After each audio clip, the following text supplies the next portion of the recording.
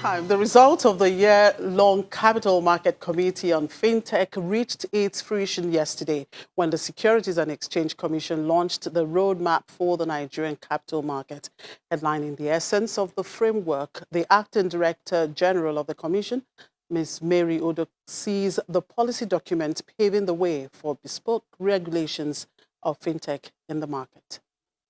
It also estimated that the market potential in Africa for crowdfunding could reach $2.5 billion by also 2025. Perhaps even clearer is that the surface has barely been scratched in relation to what FinTech can do for us in the future. It is estimated that emerging markets will experience rapid growth in financial services provision in substantially less a time than it took developed markets to achieve.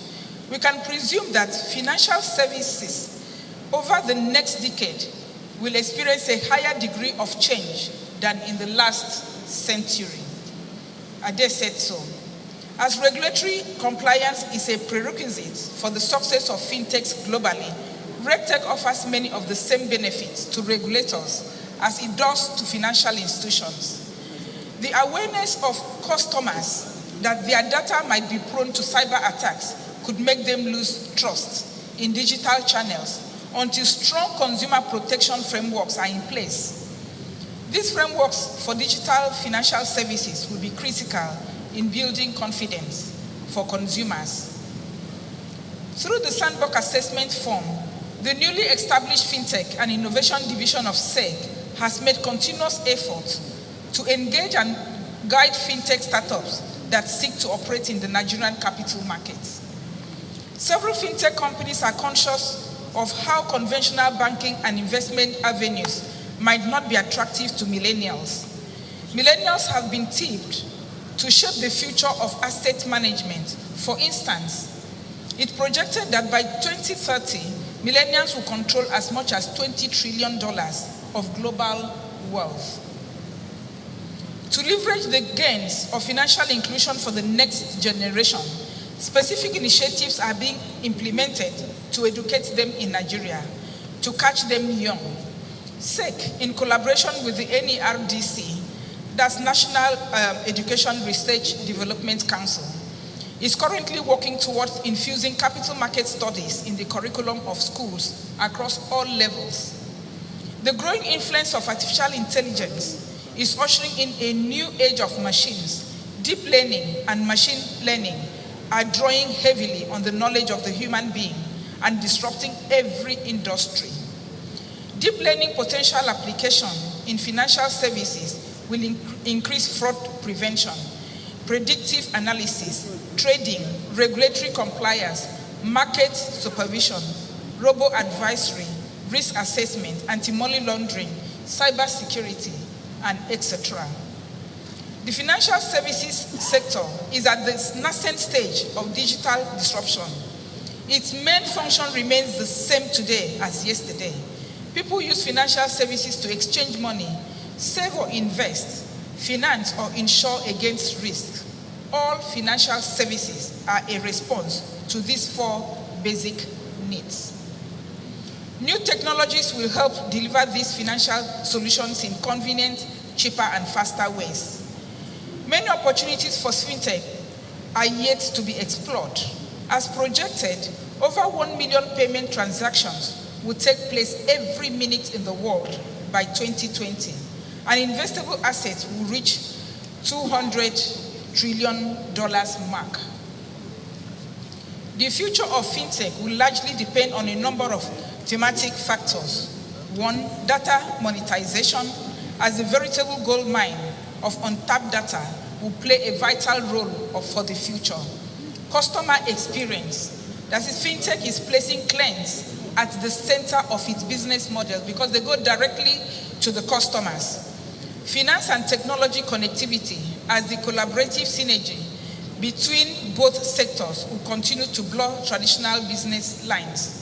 Adaptation of fintechs to regulatory framework, the capacity of fintechs to cope with regulation, and crypto/technology blockchain being one of the major disruptive innovations for the future. We have attempted to adopt considerations of international policy frameworks, such as the Bali FinTech agenda, in our policy approach.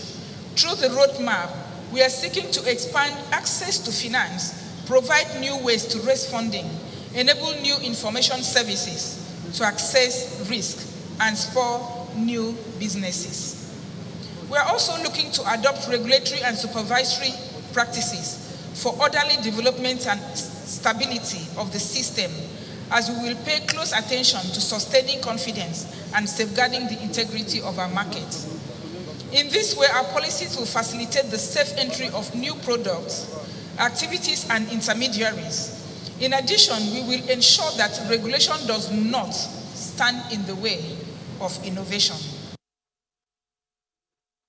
Mary Udoka, the Acting Director General of the Securities and Exchange Commission. In the meantime, the Securities and Exchange Commission released the roadmap at that official opening ceremony of the FinTech Week.